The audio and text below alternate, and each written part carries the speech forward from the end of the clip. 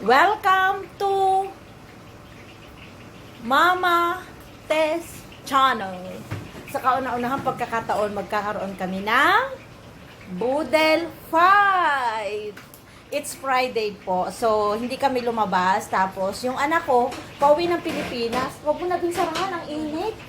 Yan, pauwi siya ng Pilipinas. So ngayon, nag-boodle fight kami dito sa bahay. See, guys?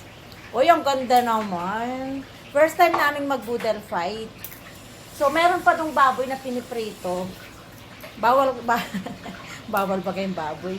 So yan, see naman ang preparation. So magkano yung cost ng ating boodle fight para dun sa mga nagtatanong na pwede rin silang mag-boodle fight? Ha? Sa 8 na Mm. yun. Kasi yung iba hindi naman Oo, ng boodle fight, no? So, yun. Magkano yung magagastos kapag nag-boodle fight? Sige.